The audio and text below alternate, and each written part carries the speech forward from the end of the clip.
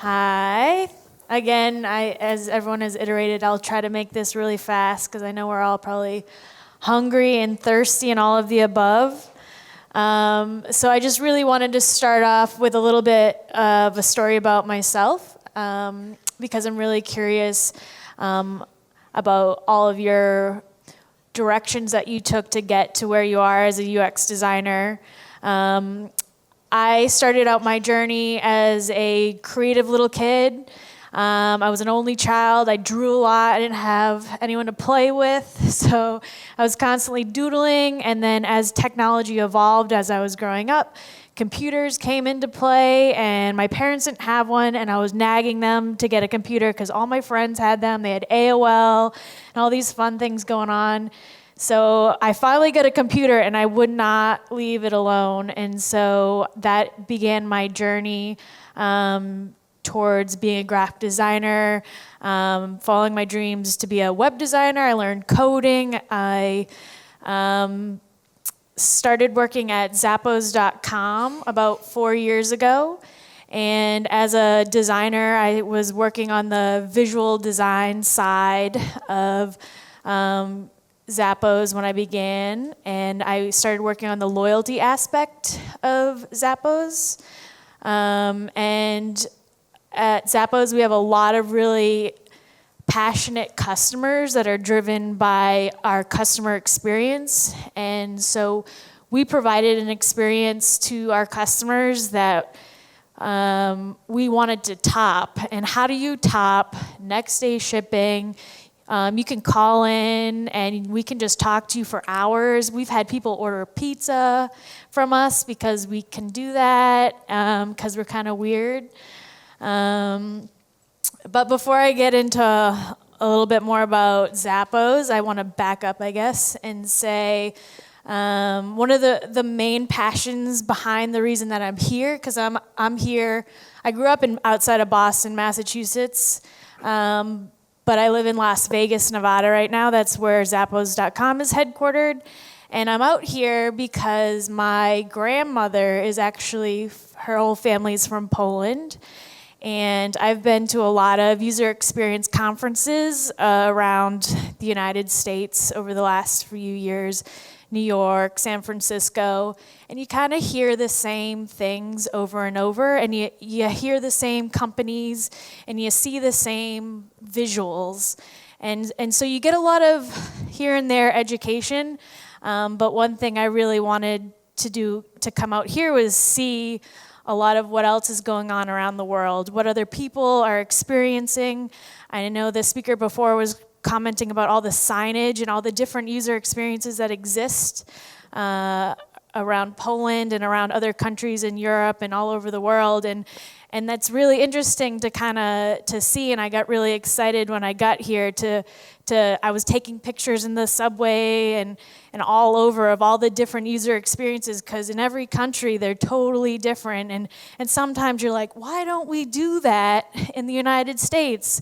Like the sign he showed where it was all the text, and I was like, I'm embarrassed by all this text that's happening, but it happens. So that's a little bit about me. A little bit more about Zappos.com. They're really well known online. They don't have any retail stores. They're web-based.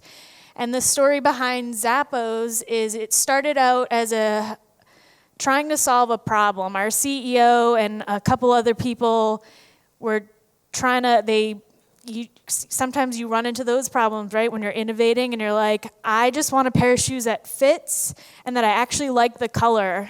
So if you go to a lot of stores, you're walking around a mall, walking everywhere, and you go to a shoe store and you're like, I love those shoes that I see in the window. And you go in and they're like, every size but yours, obviously. Like that's gonna happen.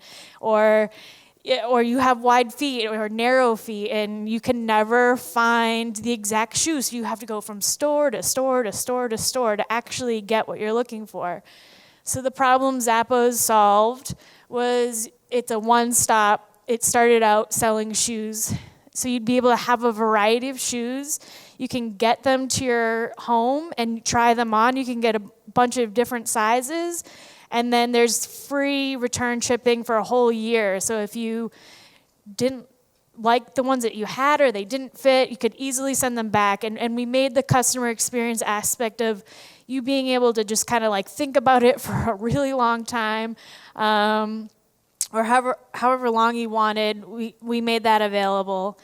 And Zappos actually started in San Francisco and then moved to Las Vegas. Has anyone been to Las Vegas? I know Matt has. Okay. I have a former coworker here that will be speaking to you all tomorrow. So Las Vegas is really well known for its entertainment, and actually it's really high in hospitality because of that entertainment. So Zappos moved there because it is a hub for great customer service. If you walked into any of the casinos in Las Vegas, you're mainly treated like royalty. That's why people go there. They feel good because they feel important. And the more money you spend, the more important you're made to feel, obviously. So that's where Zappos is now located. And we're actually owned by Amazon as of almost 7 years ago. So we have a lot more than shoes currently, but most people know of us just because of our shoes. So I'll get into that. So what's next? So the next thing that happens is when you solve the problem that you're out to solve, we solved being able to get people the shoes that they wanted. You can go to the site, you can mainly find everything you're looking for, and if you can't find the exact thing, you can find something pretty similar. So what do you do next? Once you solve a problem, people's wheels start spinning and they're like, I want to do something else. I don't want to just sit here and sell shoes. That's boring. So you have to find out what you're good at. What are you good at? What other things can you help grow towards, and in what direction? Since there's so many different ways that you can grow as a company. So some of the top things that we hear at Zappos is they sell shoes, right? Or I love them, they're so friendly, if you've called into our customer service. And that's a fun company. So people are just saying, we sell shoes, their customer service is great, and that's a fun company. And as you can see, this is kind of like a weekly photo that we have. Constantly we're having things on site, can you hear me? At the company that kind of keeps people engaged with each other and happy to be working at Zappos. So what we're trying to do in an innovative space is find out what we're really good at and stay really good at those things. So one of the biggest reasons that Zappos is known is because of their company culture. And this is a really great quote by Joseph McKelly, who actually wrote a book called The Zappos Experience. When you enhance the customer experience, increase employee engagement, and create an energetic culture, you can't help but succeed. So we're really, really, really built around internal customer happiness and having passion-driven employees. We all have to go through a month-long training on culture and customer service, which I think sets us apart a lot from a lot of other companies. We're all trained on the phones, so we all answer phone calls for customers for an entire month before we actually start working. And then every Christmas, around the holidays, we all have to do another 10 hours on the phone. And then if you actually want to jump in on the phones at any time and get a customer perspective on how they're feeling about the website, you can do that. So we have a really great insight, and one of the most insightful things about it is that we all are on the same page as to what the biggest problems with the website is, because we're hearing it firsthand, and that's kind of irreplaceable. Like you can design things and you can talk to people for a few days, but by having so much influence right directly from the source is so invaluable. What else is going to tell you about that?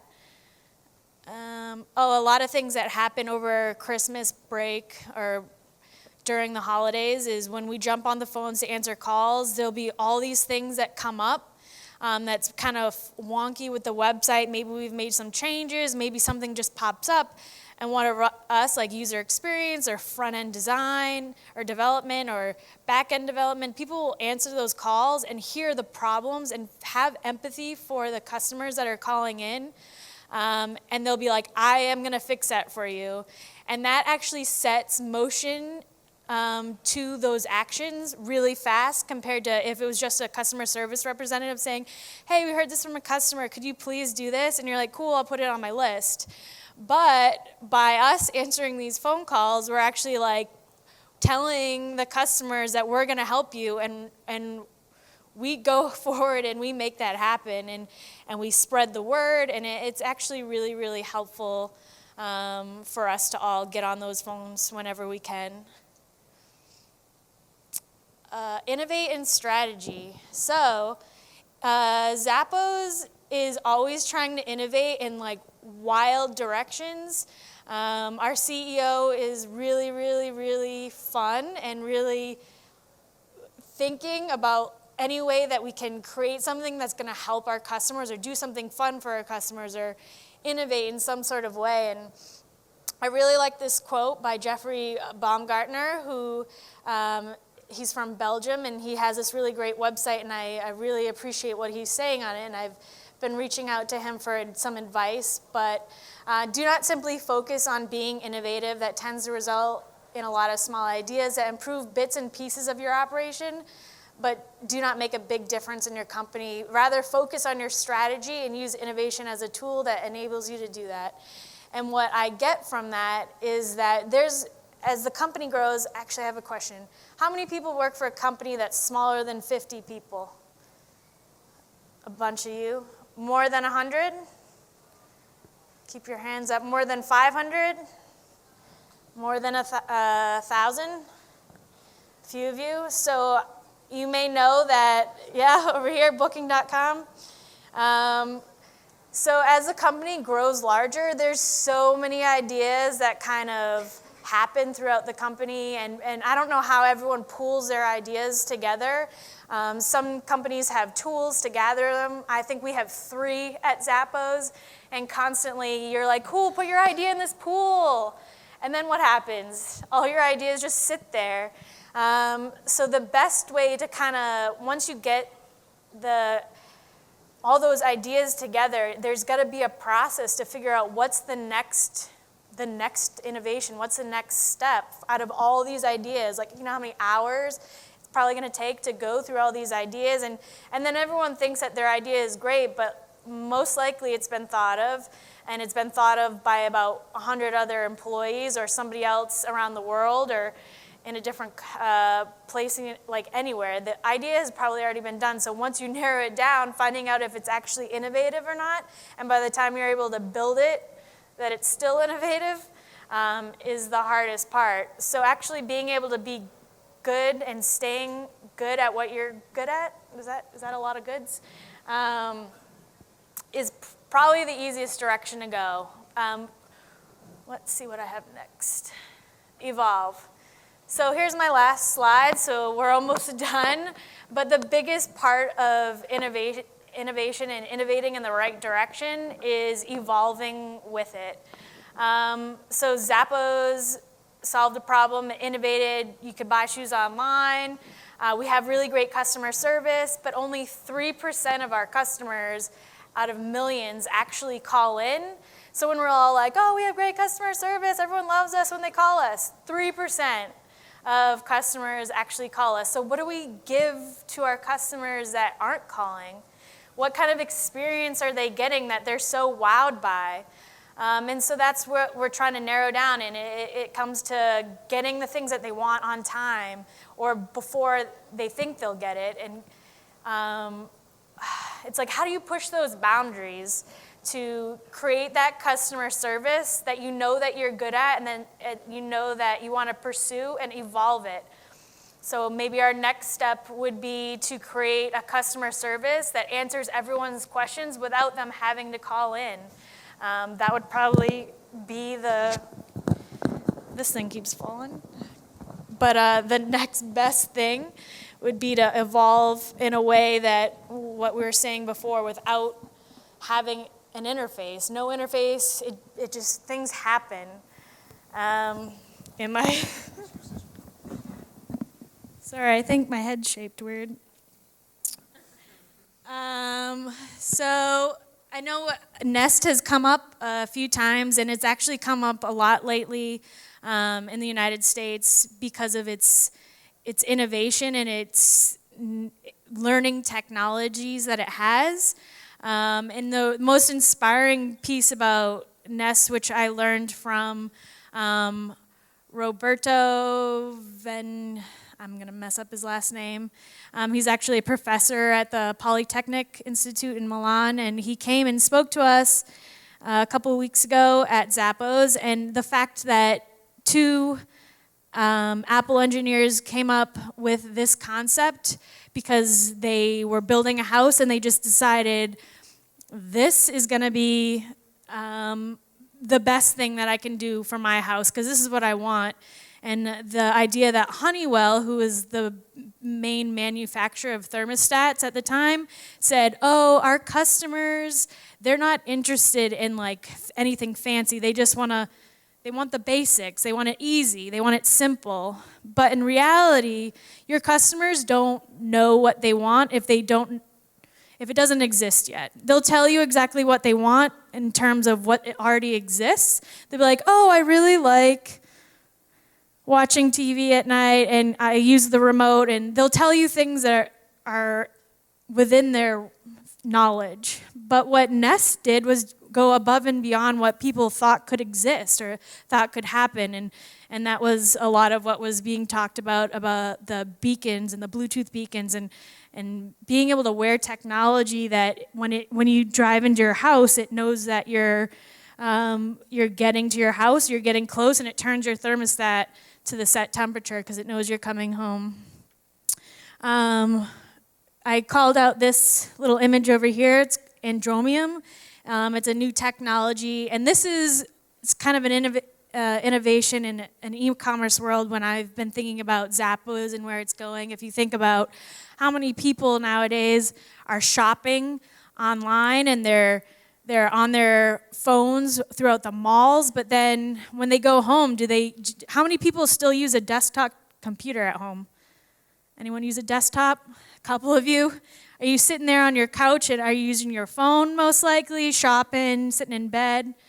So I'll just leave you with that because I'm running out of time, but when you're really good at something, don't lose it and don't try to go in so many different directions, but keep really good at what you're good at and keep evolving and be better at it in different ways and different directions.